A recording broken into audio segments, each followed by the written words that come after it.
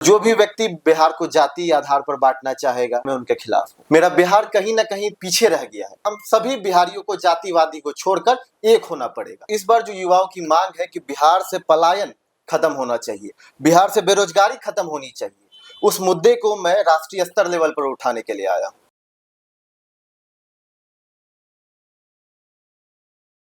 नमस्कार दर्शकों, आप सभी का सबसे पहले तो तहे दिल से शुक्रिया, क्योंकि आप लोगों ने मेरी जो ग्राउंड रिपोर्टिंग है उसको खूब सराहा और खूब प्यार दिया।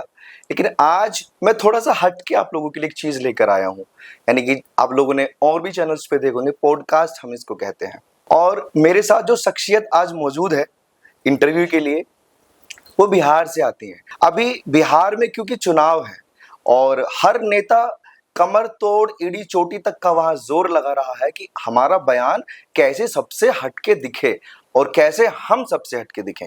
तो ये तमाम सवाल होंगे और इनका परिचय मैं चाहता हूँ कि ये खुद अपना परिचय दर्शकों को दें। नमस्कार, मेरा नाम रजत कुमार यादव है और मेरा परिचय केवल इतना है कि मैं उस बिहार का एक युवा हूँ जिस बिहार ने सदैव निस्वार्थ भाव से देना सीखा है। चाहे वो जरासंघ का जान हो, कर्ण का महादान हो, बौद्ध और जैन का ज्ञान हो या गुरु गोविंद सिंह जी का बलिदान हो, यह वह भूमि है जिसने सदैव देना सीखा है। हम बात करेंगे आर्यभट्ट की शून्य की, चाणक्य की नीति ज्ञान की और अशोक सम्राट के अभिमान की। तो हम तो उस बिहार से आते हैं जिसने सदैव देना सीखा है और यही मेरा परिचय है। परिचय तो आप लोगों ने सुन लिया, लेकिन एक चीज मैं आप लोगों को बताना चाहता हूँ कि बिहार एक ऐसा राज्य है जो कहें कि अगर किसी को राजनीति सीखनी है या उसकी परख लेनी है तो आप बिहार जाइए। बड़े से बड़ा नेता अगर कोई बन सकता है तो वो बिहार से ही निकलता है। और जैसे ये यूथ है और बिहार में काफी तादाद में इस बार यूथ बड़ी भूमिका निभाने वाला है। नई पार्टी भी आप लोगों के सामने है, जन स्वराज पार्टी का अगर मैं जिक्र करूं तो अगर मैं आपसे एक अभी सवाल मैं शुरू करूंगा, लेकिन उससे पहले मैं एक चीज पूछूं कि एज ए यूथ, हाँ जी, पॉडकास्ट में आने का आपका उद्देश्य क्या है? पॉडकास्ट में आने का सबसे मुख्य उद्देश्य यह है मेरा कि जो बिहार की आवाज है और बिहार के युवाओं की जो आवाज है, जो जन जन की मांग है कि इस बार इतने वर्षों के बावजूद, आजादी के पूर्व भी कहीं ना कहीं बिहार को दबाया गया, आजादी के बाद भी दबाया गया, परंतु इस बार जो युवाओं की मांग है कि बिहार से पलायन खत्म होना चाहिए, बिहार से बेरोजगारी खत्म होनी चाहिए, उस मुद्दे को मैं राष्ट्रीय स्तर लेवल पर उठाने के लिए आया हूँ। यही मेरा प्रमुख मुद्दा है। कोई आपकी रणनीति है इसमें कि आप खत्म करना चाहते हैं? क्योंकि अभी तक बड़े से बड़े नेता आए हैं जो इस चीज को खत्म नहीं हाँ कर जी, अगर हम नेता बनकर देखें, राजनेता बनकर देखें, तो खत्म करना संभव नहीं है। जब तक हम एक बिहारी बनकर नहीं देखेंगे, इसको अपने घर की समस्या नहीं समझेंगे, तब तक कैसे खत्म होगा? मतलब अभी तक आपको लगता है जो नेता है जी, अभी सत्ताधारी पार्टी में है, हाँ जी, उनमें से कोई ऐसा नेता नहीं है जो इन समस्याओं को अपनी समस्या समझता हो? मैं इस चीज को पूरी तरीके से तो नहीं मानता हूँ, परंतु ऐसा है कि जब आप एक संगठन में जाते हैं तो कहीं ना कहीं आपकी विचारधारा इन्फ्लुएंस हो जाती है और आपका खुद का जो वॉइस है कहीं ना कहीं दब जाता है। तो लोगों, कई ऐसे युवा नेता हैं जो बिहार में चेंज लाना चाह रहे हैं, परंतु हर कुछ उनके हाथ में नहीं होता है। यह कहीं ना कहीं इस बार वोटर्स के हाथ में है, बिहार के युवा के हाथ में है कि वो डिमांड करे कि बिहार में बदलाव चाहिए। इससे फर्क नहीं पड़ता आप एनडीए के समर्थक हैं, इंडिया के समर्थक, किसी भी अलायंस के समर्थक हैं, पर इस बार जो बिहार का मुद्दा होना चाहिए वो विकास होना चाहिए, रोजगार होना चाहिए। नहीं, मुद्दे तो कई सारे होने वाले हैं बिहार में और हर पार्टी के अलग मुद्दे हैं। जैसे आप युवाओं के अलग मुद्दे हैं, तो स्पेशली अगर मैं आपकी बात करूं, हाँ जी, आपके मुद्दे क्या हैं? मेरा मुद्दा, क्योंकि मैं यहाँ यूथ को रिप्रेजेंट कर रहा हूँ, मेरा मुद्दा एक ही है, जात पात से उठकर। मेरा मुद्दा यही है कि किस तरीके से मेरे बिहार में कटाव से पीड़ित लोगों को समस्या खत्म होगी, किस प्रकार बेरोजगारी खत्म होगी और किस प्रकार पलायन खत्म होगी। यही 3 मुद्दे मेरे प्रमुख मुद्दे हैं। अच्छा, जैसे आप अभी दिल्ली में हैं, हाँ आपने दिल्ली में कितने बिहारियों से आप मिले हैं जो एक कमरे में रहते हैं? 6-6 लोग भी रहते हैं, मैंने ऐसे लोग भी देखे। किसी से मिले आप? मैं मिला हूँ, न केवल मैंने बिहार में, बल्कि मेरा जो एरिया पड़ता है, मैं सीमांचल से बिलोंग करता हूँ और सबसे ज्यादा माइग्रेशन, पलायन सीमांचल से ही होता है। तो आप बात करें सूरत की, दिल्ली की, जितने भी माइग्रेंट जो बिहार से निकलते हैं वो सीमांचल है, तो वैसे बिहार के, बट मेजर वो सीमांचल के निकलते हैं। मैंने मिल रखा है, मैं नाम तो क्लियर नहीं करना चाहूंगा, बट मैंने मिल रखा है, उनका हालात देख रखा है। उन्होंने बताया, मुझसे साझा भी किया कि 1100 रुपए रूम रेंट है भैया हमारा, और लगभग 6x6 का भी रूम नहीं होगा मुश्किल से, उसी में उनका खाना है, रहना है दिन में। तो इस तरीके की वो दुखदाई जिंदगी जी रहे हैं दिल्ली में। और उसकी दुख निकलता है दिल में उनको देख कर कि ये हमारे ही लोग हैं, देखिए हमारे बिहार के लोग हैं। अवश्य निकलता है और पीड़ा होती है अंदर से इसको देखकर कि इसको मेरा क्या है ना कि पलायन जो रोकना है, हम मेरा क्या है ना कि हम द्वेष भावना से इस बात को नहीं कह रहे हैं। पलायन जो रोकना है वो इस सेंस में रोकना है कि जो लोग बिहार के हैं इसरो में काम कर रहे हैं, HAL में काम कर रहे हैं, DRDO में काम कर रहे हैं, जो कहीं ना कहीं भारत को आगे ले जाने का काम कर रहे हैं, मैं उनकी वापसी का बात नहीं कर रहा हूं, पर जो लोग मजबूरी में बिहार से पलायन कर रहे हैं, जिनकी मजबूरी है रोजी रोटी के लिए, कटाव के बाद जिनके पास कोई चारा नहीं रह गया कि बिहार से बाहर जाकर काम नहीं करे, और कुछ बाहर के लोगों को ये लग गया है कि बिहारियों की मजबूरी है यहाँ रहना और खटना, हम उन बिहारियों को वापस लाना चाह रहे हैं। जो देखिए आप बाहर रहिए, काम ये करिए, पॉसिबल है एक कार्यकाल में कि सारे देखिए बिहारियों को जो भी हम करना चाहते हैं ना, मजदूरी के लिए हाँ, जैसे हम क्या कहना चाह रहे हैं आप सुनिए, जो भी चीजें वो एक दिन में तो नहीं होगी, कोई मैजिकल बटन तो है नहीं कि सुबह उठे दबा दिए मेरा बिहार बीजिंग बन गया, संभव नहीं है। पर ये दिन एक दिन अवश्य आएगा और उस एक दिन को लाने के लिए हम सभी बिहारियों को जातिवादी को छोड़कर एक होना पड़ेगा, तभी ये दिन आना आपने संभव। बीजिंग का ही नाम क्यों लिया? वो अच्छा शहर लगता है आपको? नहीं, बीजिंग का नाम इसीलिए लिया क्योंकि देखिए 1975 के आसपास के दौर से उनका GDP जो है चाइना का, वो हमारे लगभग था, हमसे कम था कहीं ना कहीं, इसलिए मैंने ये सवाल हाँ, पूछा क्योंकि भारत की बट इकोनॉमी तुलनात्मक रूप से देखिए, हाँ, हमने ये भी नारा दिया हिंदी चीनी भाई भाई, बट अब तो लगता है कि वो अमीर भाई वो मोटा भाई बन गए हैं, हम लोग गरीब भाई रह गए। इसमें सबसे बड़ी कमी किसकी लगती है आपको कि देखिए चीन आज कहाँ पहुंच गया और भारत आज भी अभी विकासशील है, रेस में है? कहीं ना कहीं मेरा कहना है कि कमी जो है, मेरा बिहार बढ़ता रहा है, कम से कम मेरा भारत जो है कम्युनिस्ट तो नहीं है, मेरा भारत एक डेमोक्रेटिक नेशन है, इंडिपेंडेंट नेशन है, इसके लिए है। पर वहाँ ऐसा होता है कि उनकी जो कम्युनिस्ट सरकार है उनके पास एक एज होता है कि अगर वो थोड़ा हार्ड पॉलिसी भी लाए तो वो उसको यूज कर सकते हैं, पर यहाँ क्या होता है कि सरकार को उसके अगेंस्ट में बताना पड़ता है, कई बार बैकलैश भी फेस करना पड़ता है, तो ये सारी समस्या कहीं ना कहीं ये एज जो है ये चाइना के पास है जो हमारे पास नहीं है। एक कहावत है हमारे यहाँ, आसमान से गिरे खजूर पे अटके।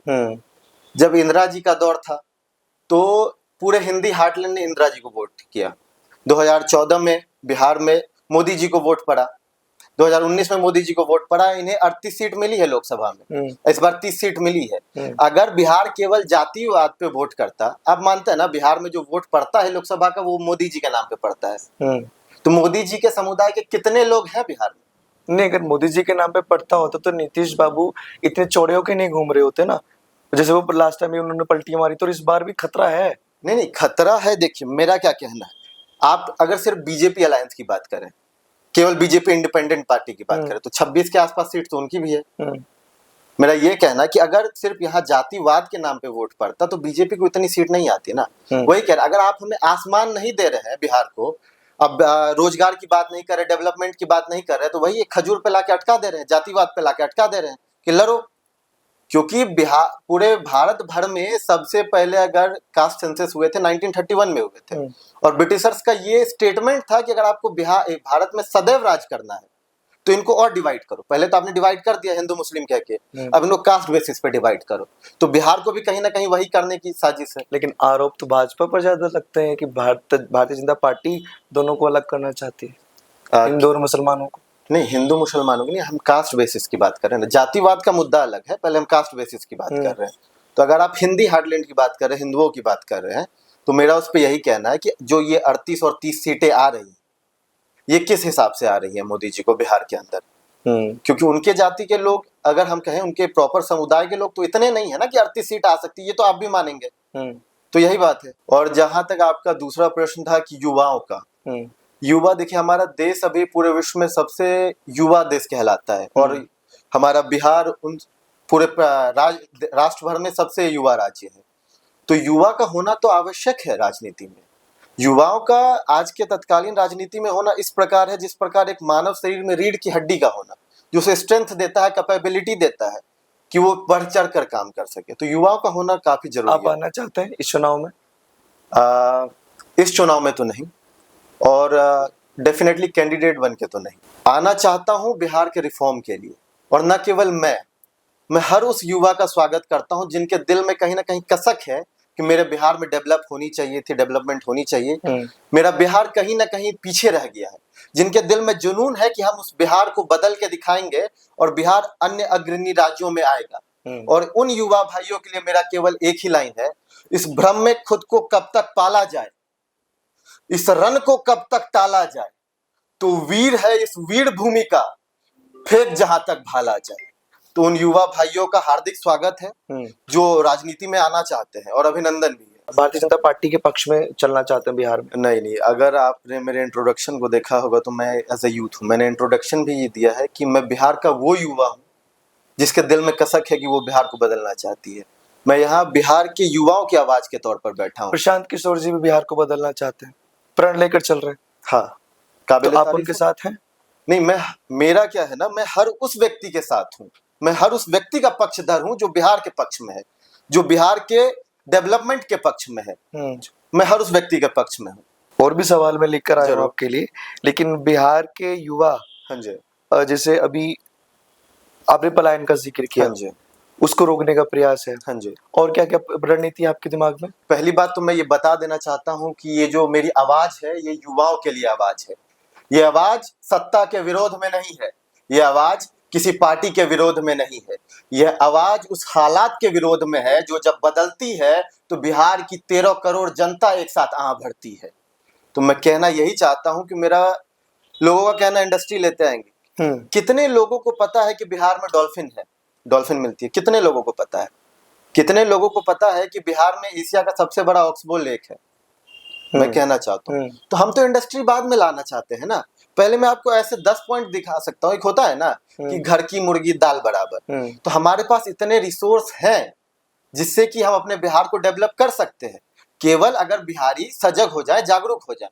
हम जूट की बात करेंगे, कटिहार पूर्णिया का जूट फेमस है, आम फेमस है, लीची फेमस है, मखाना फेमस है, केला फेमस है, हनी फेमस है। अगर आप कहें भागलपुर का सिल्क फेमस है, दरभंगा का मधुबनी पेंटिंग फेमस है। तो क्या मतलब इन चीजों को प्रमोट नहीं किया गया? कहीं ना कहीं मैं कहता हूं कि हमारी सरकार, जो राज्य सरकार है, इस चीज को प्रमोट करने में विफल दिखती है, क्योंकि हमारे पास कई ऐसी चीज है जो कि एक्सपोर्ट तो होते हैं पर बिहार से नहीं। आज के दौर में तो सोशल मीडिया का जमाना है। हाँ जी। तो अगर नेता नहीं सुन रहे हैं तो सोशल मीडिया का यूज क्यों नहीं किया जाता? सोशल मीडिया कितने दिनों से है दीपक जी? ये तो न्यूली इंट्रोड्यूस सिस्टम है ना। और आप लोग ने जिस राज्य को खुद दर्जा दे चुके हैं, सबसे पिछड़ा राज्य का दर्जा, आप उससे एक्सपेक्ट कीजिएगा कि सब कुछ खुद ब खुद हो जाए? ये धब्बा कभी हटेगा? सबसे पिछड़ा राज्य का दर्जा जो बिहार पे लगा हुआ है। युवाओं को इसीलिए आना है ताकि ये धब्बा हट सके। हमारे बिहार के एक कवि है रामधारी सिंह दिनकर जी, जिनकी कुछ पंक्तियां मैं कहना चाहूंगा जी। वर्षों तक वन में घूम घूम, बाधा विघ्नों को चूम चूम, से धूप घाम पानी पत्थर, पांडव आए कुछ और निखर, सौभाग्य न सब दिन सोता है, देखो आगे क्या होता है। तो ये जो बिहार का सौभाग्य है ना, ये सब दिन सोएगा नहीं। और बिहार के जो युवा हैं वो इस बार आएंगे और अपने हक के लिए बोल कर जाएंगे। दम रखते हैं इतना? जरूर दम रखते हैं। अच्छा, इसी को लेकर एक सवाल था मेरे जहन में कि आप तो विरासत फैमिली से आते हैं, जो पॉलिटिशियन है। नहीं, लेकिन अगर मान लीजिए कि जो आज के युवा हैं, जैसे आप हैं और बाकी भी होंगे, अगर विरासत में ये सब ना मिले बैकग्राउंड से, तो वो सफल हो सकते हैं, स्पेशली बिहार में, बिहार जैसे राज्य में? जरूर हो सकते हैं। अगर आप पूरे इंडिया भर की बात करें तो राजस्थान से हैं, मैं नाम नहीं लेना चाहूंगा, झारखंड से हैं, दो एमएलए हैं जो कि एक तो इंडिपेंडेंट जीते हैं। बिहार का कोई ऐसा नेता बिहार का जिसका कोई फैमिली बैकग्राउंड है? कौन है? एमपी है, वो युवा है। अगर आप कहेंगे तो मैं नाम ले लूंगा, परंतु किसी पार्टी प्रमोशन को मद्देनजर रखते हुए मैं उनका नाम नहीं लेना चाहूंगा, परंतु वो सीमांचल बेल्ट के आसपास के ही है। हाँ, तो यही। और आपने जहां तक कहा कि मुझे विरासत मिली है, तो मैं आपको बता देना चाहता हूं, बिहार का जो सबसे बड़ा एक मुद्दा है, कटाव का मुद्दा है। और मैं आपको बता देना चाहता हूं कि मेरे परिवार के पास कुछ नहीं था। 2000 में मेरे पिताजी ने स्ट्रगल किया, उनका घर कट चुका था, हम लोग जीरो पे आउट थे, वहां से हमने स्टार्ट किया। तो विरासत के नाम पर हमें कुछ नहीं मिला है। जो है वो बस इसी जनरेशन का है। वो जो जनरेशनल आप कहिएगा वेल्थ या नेम फेम, वो हमें नहीं मिला है। हम कटिहार के उस क्षेत्र से आते हैं। एक बार नहीं, लोगों को एक बार घर कट जाए तो लोगों को सोचना पड़ता है। हमने अपने घर को 3 बार गंवाया है और जीरो से स्टार्ट किया है। तो अगर आप इसको विरासत कहते हैं तो हाँ है, ये विरासत है हमारी। क्योंकि अब बिहार के युवा पानी से डरना नहीं, लड़ना सीख गए। क्योंकि बाढ़ अगर एक बार आए तो वो सरकार की गलती है, और निरंतर आती रहे तो वो तो हमारी गलती है ना। नहीं, ये लाइन बड़ी अच्छी लगी मुझे, और शायद हर बिहारी को ये फॉलो करनी चाहिए कि बिहारी को डरना नहीं चाहिए। जैसे दिल्ली में हम कई केसेस देखते हैं, उनको टॉर्चर किया जाता है, उनको सिर्फ इसलिए टारगेट किया जाता है कि वो बिहारी हैं। तो मजबूती से खड़े रहिए भैया, क्योंकि बिहारी हैं तो क्या हुआ, है तो इस देश के नागरिक वाजिब ही। बात है। और एक और सवाल है हाँ कि जी। आपके जैसे आप यूथ हैं, हाँ जी। कोई नेता है ऐसा इस देश में, राष्ट्रीय लेवल पर हो या बिहार लेवल पर हो, जिसकी विचारधारा आपसे मेल खाती है? देखिए, मैं खुद को अभी उस भूमिका में तो नहीं समझता हूँ कि किसी राष्ट्रीय नेता से मेरी विचारधारा मेल खाए, परंतु कई ऐसा कोई नेता नहीं अभी तक? नहीं, मैं कह रहा हूँ ना, परंतु कई ऐसे नेता रह चुके हैं भारतवर्ष में जिनके कामों से मैं काफी खुद को प्रेरित महसूस करता हूँ। चाहे आप बात करें अटल बिहारी वाजपेयी जी की हौसले की, उनकी साहस की और संघर्ष की, जो उन्होंने दिखाया कि उन्होंने भारत के बदलाव के लिए, चाहे पोखरान वाली बात हो या उनके पास था नहीं, फिर भी उन्होंने किया। और हम प्रेरित महसूस करते हैं डॉक्टर मनमोहन सिंह जी के पॉलिसी मेकिंग की। लाख लोगों का उनके ऊपर जो कमेंट आ जाए, पर जिन्होंने उन्हें नजदीकी से देखा है और पढ़ा है, क्योंकि हम तो उस काल के लोग हैं जिन्होंने उनकी सत्ता को देखा है। हो सकता है कहीं ना कहीं, देखिए, हर चीज में कुछ प्रोज एंड कॉन्स होते हैं, इस चीज को नकारा नहीं जा सकता। No one is perfect. तो हो सकता है आपकी विचारधाराएं अलग हो, परंतु मेरा कहना है कि जो पॉलिसी मेकिंग थी, खास करके फाइनेंस सेक्टर में मनमोहन जी की, आदरणीय मनमोहन सिंह जी की, वो उस चीज का वो तुलनात्मक नहीं। और करंट राजनीतिक में देखी जाए तो एक नेता है जो कि बयानबाजी से थोड़ा दूर रहते हैं और अपने कार्यों को सजगता से करते हैं, तो वो है आदरणीय नितिन गडकरी जी। मेरे हिसाब से बहुत सारे युवा हैं जो उनसे प्रेरित महसूस करते हैं। तो ये है मेरा अभी का स्टैंड। गडकरी जी से सबसे ज्यादा प्रेरणा किस चीज के लिए मिलती है? देखिए, गडकरी जी तो पहली बात बीजेपी के इनिशियल लीडर में से हैं, जो कि बीजेपी जब सरकार में आई उसके पहले से हैं। परंतु मैं आपसे भी पूछना चाहूंगा, कितना बाइट आपने उनका देखा या कितना पब्लिसिटी स्टंट देखा? कहीं ना कहीं एनडीए जो है उनकी, आप ये मानते हैं ना कि लोग कहती है कि एनडीए पब्लिसिटी स्टंट करती है, परंतु आपने गडकरी जी को कितना देखा? और इस चीज को कदापि, इस चीज को से झुठलाया नहीं जा सकता कि पूरे भारतवर्ष में रोड, एनएचएआई और ब्रिजेस की जो कंडीशन सुधरी है, इस चीज से तो हर कोई एग्री करेगा कि डेवलपमेंट इस मामले में तो आया है। तो इसलिए मैं उनसे खुद को काफी प्रभावित महसूस रोड नेटवर्क सुधरा है बिहार में भारतीय जनता पार्टी के कार्यकाल में? सुधरा है और सुधरना भी चाहिए, क्योंकि आजादी के 77 वर्ष बाद भी अगर बिहार को आप यही कहिएगा कि रोड दे देंगे, नाला दे देंगे, तो ये तो मूलभूत सुविधाएं हैं। 77 वर्ष बाद भी अगर आप कहिएगा कि रोड है, नाला है, तो ये कोई विकास की बात थोड़ी है, ये तो मूलभूत सुविधा है ना। तो वही बात है, नहीं, लोगों को तो मस्ट हैव होना चाहिए। ये मूलभूत सुविधाएं नहीं, सी हमारा अधिकार भी है। वही कह रहा, शायद इसमें ही पिछड़े हुए लोग हैं बिहार। देखिए, अवेयरनेस की प्रॉब्लम है थोड़ी, और इसीलिए मेरा ये है, डिमांड है और रिक्वेस्ट है हमारे युवा भाइयों से कि आप आइए राजनीति में, अपनी बातों को रखिए।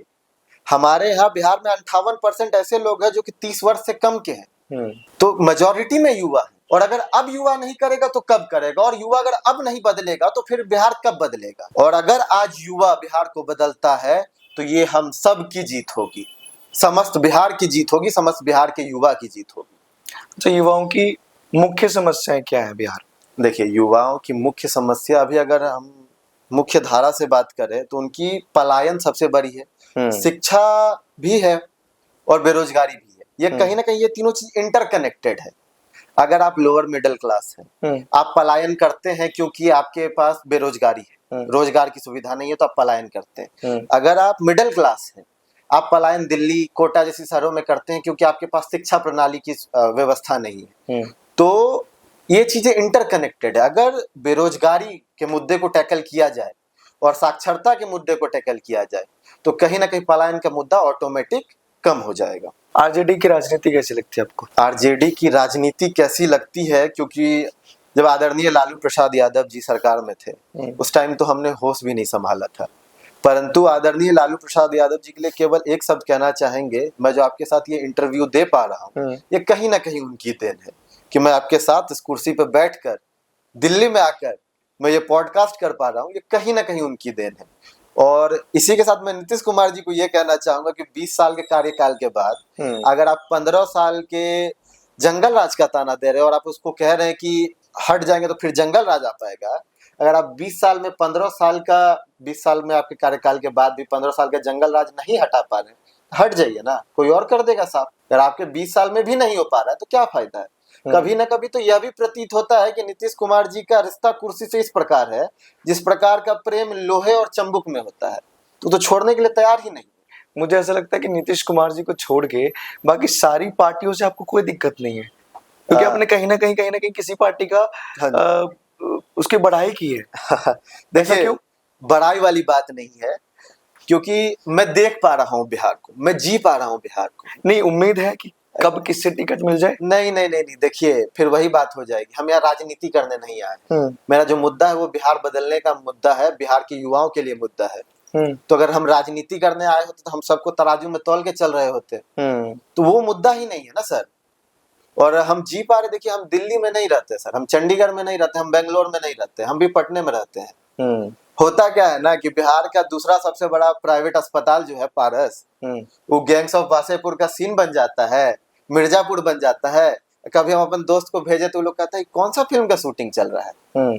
जिस तरीके से बेखौफ होकर क्राइम हो रही है, और एडीजी महोदय का कहना है कि किसान को अगर काम नहीं मिल पा रहा है तो वो मर्डर कर रहे हैं। ये कहीं ना कहीं खुद में शर्मनाक बात है कि नहीं है? दीपक जी आप खुद बताइए, आप बताइए, क्या केवल किसान बिहार में ही है और किसी राज्य में नहीं है क्या? तो कहीं ना कहीं आप मानने को तैयार है कि आपका जो 20 साल का कार्यकाल है उसमें आपने किसान को इस हाल पर लाकर छोड़ दिया, इतना मजबूर कर दिया, या तो खेती करो या तो मर्डर करो, और कोई ऑप्शन ही नहीं है तुम्हारे पास। बिहार के तो अधिकारी भी किसानों को लेकर वही हाल ही में किसी मैं एडीजी की ही बात कर रहा हूँ, बिहार सरकार के जो एडीजी, मैं उन्हीं का बयान कह रहा हूँ कि किसान को अभी बारिश के समय में काम नहीं मिलता, वही मैं कह रहा हूँ। तो ये कितना केयरलेस वाला बयान है। और अगर मैं कहता हूँ आपका टैगलाइन है सुशासन की सरकार, तो आपने जो ये बात बोली होगी, आप कोई नेता नहीं है, आप पदाधिकारी है, आपने फैक्ट चेक करके बोला होगा। अगर आपके पास ये डाटा था, ये फैक्ट था कि अगर ऐसा होता है बिहार में हर समय, मतलब तत्कालीन इस तौर पर साल वर्ष के इस मौके पर, तो क्यों आपकी पुलिस बल तैयार नहीं थी? क्यों सरकार ने ऐसे कड़े कदम नहीं उठाए? अगर आप इस बात को मानने के लिए तैयार। अच्छा, इस बयान के बाद में किसी पार्टी ने एक्शन नहीं लिया? एक्शन कि ऐसा किसानों के लिए क्यों बोला? नहीं, किसी ने विरोध नहीं? एक्शन सपोर्ट, एक्शन लाइक विरोध करना। नहीं सर, सपोर्ट में निकले हैं सर। आप देखिए तो बयान, खंगालिए तो थोड़ा। केंद्रीय मंत्री है, नाम नहीं लेना चाहूंगा मैं, क्योंकि फिर ये पॉलिटिकल डिबेट बन जाएगा कि जदयू विरोधी, इसके सपोर्टर। मैं किसी का नाम नहीं लेना चाहूंगा। मैंने शुरू में ही कहा, ये आवाज सत्ता के खिलाफ नहीं है, किसी पार्टी के खिलाफ नहीं है, बस हालात के खिलाफ है। केंद्रीय मंत्री का बयान आता है, हम दोनों बैठल हैं, हम आपको मार देंगे, क्या कीजिएगा? तो एक मिनट के लिए तो आप भी ना डर जाइएगा कि हम भी उसी बिहार से आते हैं, हम भी मार दिए तो क्या हो जाएगा? मतलब ये माइंडसेट बन गया लोगों का। माइंडसेट क्या है? बिहारी अगर कहीं बैठा है तो तमंचा लेके बैठा होगा। नहीं, ये ऑफिशियल बयान है आपके केंद्रीय मंत्री का बिहार में। तो जहां केंद्रीय मंत्री कह रहे हैं, एडीजी की कह रहे हैं, तो फिर देखिए कहीं जो कहीं मीडिया बनती है, हेडलाइंस बनती है, तो पदाधिकारी के हिसाब से ही बनती है कि पदाधिकारी ने क्या कहा, मंत्री ने क्या कहा। जब मंत्री पदाधिकारी ही क्या यही कहेंगे तो आपका स्टीरियोटाइप वाजिब है बनना। अच्छा, तारीफ तो बहुत होगी। एक सवाल अगर मैं पूछूं, शायद इसमें आप बुराई कर सकें। हाँ जरूर, तो प्रयास छोटा सा करूंगा जरूर, कि अभी सत्ताधारी हो पार्टी या विपक्ष की पार्टियां, हाँ जी, ये मुद्दों से भटककर राजनीति करती है। देखिए, आप कहने वाली बात है ना, आप सत्ताधारी किसे कह रहे हैं और विपक्ष किसे कह रहे हैं? जो पार्टी बिहार में सत्ता में है वो बंगाल में विपक्ष में है, और जो यूपी में सत्ता पक्ष में है वो झारखंड में विपक्ष में है। तो अगर मुद्दे से भटक रहे हैं तो दोनों भटक रहे हैं ना। आप समझिए मेरी बात। यहाँ भी बैलेंस बनाना है आपको। नहीं, बैलेंस क्यों बनाना है, वाजिब बात है। आप मुद्दे कौन कौन से वो भटक रहे हैं? नहीं, मेरा कहना है कि अगर आप पूरे राष्ट्र लेवल पे चलिए तो एक ही पार्टी तो नहीं है जो कि पूरे देश भर में सत्ता में है, विपक्ष में भी है। अगर जो पार्टी बिहार में सत्ता पक्ष में, झारखंड में ही बगल में ही चलिए विपक्ष में है, तो अगर भटक रही है तो दोनों भटक रही है। इसीलिए कहीं ना तो समय का तकाजा है, आज जो विपक्ष में कल को सत्ता पक्ष में होंगे, आज जो सत्ता पक्ष में कल को विपक्ष में होंगे। अगर भटका है तो कहीं ना कहीं दोनों भटका है। नहीं, ये खूबसूरती हमारे भारत की है कि वोट बैंक पावर रखता है कि जो सत्ता में उसको विपक्ष में बिठा दे और जो विपक्ष में उसको सत्ता पे बिठा दे। ये हमारे पूर्व प्रधानमंत्री जी का बयान था कि जिन हाथों में ताकत है सत्ता पर बिठाने की, उन्हीं हाथों में ताकत है सर से ताज उतार लेने की। तो इस भारत में, ये जो भारत भूमि है, ये जनता की भूमि है। यहाँ जो ताकत है जनता के हाथों में ताकत है, बस जनता को रियलाइज करने की देरी है। कहते हैं ना, हनुमान जी के पास बहुत ताकत था, बस कमी थी एक जामवंत की, जिसने याद दिलाया उनको ताकत, और वो पूरा नदी समुद्र लांग के लंका पहुंच गए। तो वही कहीं ना कहीं हमारे आबादी को रियलाइज कराने की जरूरत है कि आपके हाथ में ही वो ताकत है जो सरकार बदल सकती है, देश का मोड़ बदल सकती है। शायद ये रियलाइजेशन प्रशांत किशोर जी करवा रहे हैं बिहारियों को इस बार। मेरा कहना है कि हम डेमोक्रेसी में हैं और लोगों को आप कहीं ना कहीं कहना चाह रहे हैं कि तीसरी फ्रंट वाली, अगर हम समझ पा रहे हैं आपकी बातों को, तो तीसरी फ्रंट की बात करना चाह रहे हैं। तो डेमोक्रेसी में बहुत अच्छा है कि लोगों को जितना ज्यादा ऑप्शंस मिले। हो सकता है मेरा जो थॉट प्रोसेस है वो आपसे मैच नहीं करता हो, तो जनता को जितना ज्यादा ऑप्शन मिले डेमोक्रेसी में उतना अच्छा है। आपकी विचारधारा मेरे से अलग हो सकती है, उनकी विचारधारा मेरे से अलग हो सकती है, पर हम लड़ तो नहीं सकते ना कि तुम्हारी विचारधारा मेरी जैसी। ऑप्शन होना एक अलग है, लेकिन कम आंकना वो भी गलत है। जैसे भारतीय जनता पार्टी की अगर मैं बात करूं तो शायद वो कम आंक रहे हैं प्रशांत किशोर जी को, और यही चीज कांग्रेस ने की थी दिल्ली में मेरा जब केजरीवाल जी सत्ता में आए थे। हाँ, मैं राजनीति में आए थे। मैं कह रहा हूँ, मैंने फिर से कहा कि मेरा व्यापक मुद्दा राजनीति का नहीं, बिहार के डेवलपमेंट का, बिहार के यूथ का है। और मैंने कह दिया है, चाहे वो प्रशांत किशोर जी हो, चाहे वो आदरणीय तेजस्वी प्रसाद यादव जी हो, जिन्होंने अपनी कार्यशैली से कार्य भी करके दिखाया 18 महीने में, तो वो हर एक व्यक्ति जो बिहार के हित के लिए बात करेगा, मैं उनका पक्षधर हूँ। और जो भी व्यक्ति बिहार को जाति आधार पर बांटना चाहेगा, कहीं ना कहीं मैं उनके खिलाफ हूँ। जैसे आपने बोला कि अभी आप इस चुनाव में तो नहीं एंट्री मारने वाले हैं। इसके बाद चुनावी एंट्री दो प्रकार की होती है। हाँ। आप किस प्रकार की एंट्री कहना चाह रहे हैं वो होता है, एक फेस बनकर आप कहना चाह रहे हैं, या फिर जनता के रुझान को अपने हिसाब से, जनता का प्रतिनिधि बनकर। नहीं सर, प्रतिनिधि बनने की अभी इच्छा नहीं है, क्योंकि ऑल्दो मैं एक स्टूडेंट भी हूँ, तो मैं चाहता हूँ कि इन फ्यूचर अगर मैं आऊँ तो मैं अपनी साक्षरता को कंप्लीट करके आऊँ, ताकि बिहार में जो कुछ करने का मौका मुझे मिल सके उसको मैं और सहज प्रकार से कर सकूँ, मेरा स्कोप खुल सके, मेरा थॉट प्रोसेस खुल सके कि मैं अपने बिहार को और किस प्रकार से डेवलप कर सकता हूँ। 2030 के चुनाव में मान के चलें कि आप आ सकते हैं? नहीं, ये टोटली जनता के हाथ में है, और इस चीजों पे 2030 की बात को अभी अगर दूर ही रखें तो ज्यादा बेहतर है, क्योंकि 2025 अभी निकट है और बिहार को 2025 में बदलना ज्यादा आवश्यक है। इंडिया गठबंधन जो है उसके पक्षधर हैं आप? मैंने आपको ऑलरेडी बता रखा है, मैं हर उस व्यक्ति का पक्षधर हूँ जो बिहार के नहीं, वो आपने नेता की बात की, मैं भी प्रॉपर गठबंधन की बात कर रहा हूँ। नहीं, मैंने बता दिया, नेता कहीं ना कहीं गठबंधन के ही है। तो जो भी गठबंधन हो या पार्टी हो जो बिहार के पक्ष में है, जो कटाव के विपक्ष में है, जो भुखमरी के विपक्ष में है, जो बेरोजगारी के विपक्ष में, मैं उनके पक्ष में हूँ। बस बिहार का चेहरा या दया दृश्यम बोले, उसकी कायाकल्प को बोले, उसको आप किस तरीके से बदलना चाहते हैं? देखिए दीपक जी, अंग्रेजी की एक कहावत है कि if wishes were horses beggar would ride.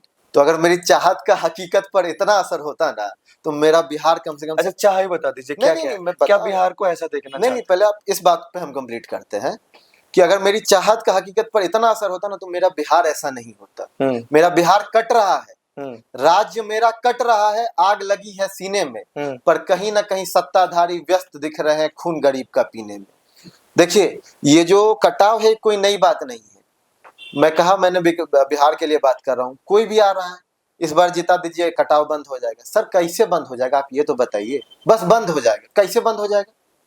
मैंने जब मैं यूथ पार्लियामेंट में भी था, मैंने एक सुझाव भी दिया था। नॉर्थ बिहार है, साउथ बिहार है, एक जगह बाढ़ की समस्या, एक जगह सुखाड़ की समस्या है।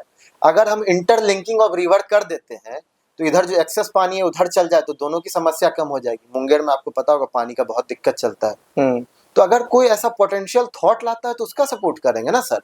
आप कहिएगा बिहार बदल देंगे, कल रोजगार ला देंगे, परसों सिलिकॉन इंडस्ट्री यहीं बैठा देंगे, कैसे कर दीजिएगा वो भी बताइए। अब बिहार खाली झांसों में नहीं आने वाला। बिहार में बोलना आसान है नेताओं के लिए, वही कह रहा हूँ। और ये युवा जब तक पार्टिसिपेट नहीं करेंगे, पूछेंगे नहीं कैसे बदल दीजिएगा, तो कैसे होगा।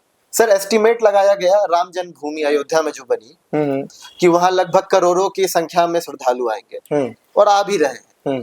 क्या यही कॉरिडोर हमारे बिहार के सीतामढ़ी में नहीं बन सकता था क्या सर? कि जो लोग राम मंदिर आएंगे वो हमारी माता सीता का भी दर्शन कर लेंगे। अरे 10 पर एक मान के चलिए, रफ फिगर 3-4 करोड़ लोगों का था पूरे वर्ष भर में। मेरा कहना है 10% लोग तो आएंगे, 10% भी नहीं आएंगे, 5% लोग तो आएंगे। 5% सर कितना होता है 4 करोड़ का? 20 लाख होता है सर। ठीक, अगर 20 लाख लोग इस यात्रा भर में अगर 10-10 हजार रुपया भी खर्चा करते, होटल हो, पेट्रोल हो, रोड हो, बहुत चीजें, प्रसाद हो, तो आप समझ रहे हैं 20,000 लाख रुपए का रेवेन्यू हर साल बिहार को हो जाएगा।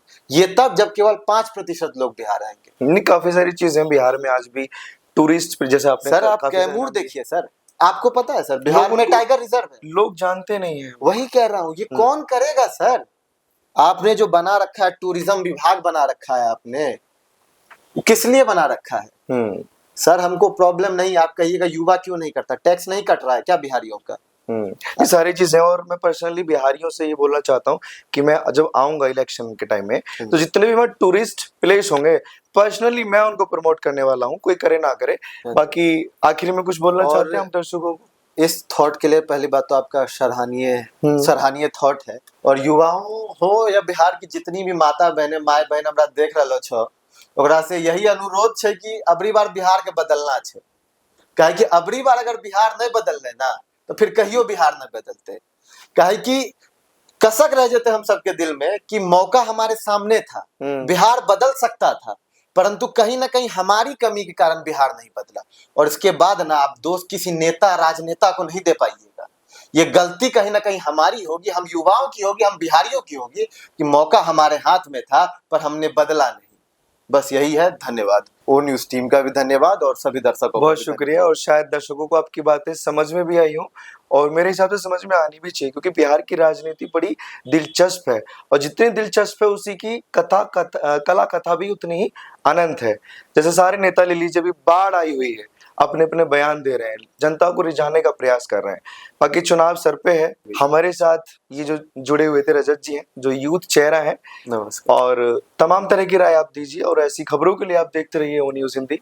धन्यवाद।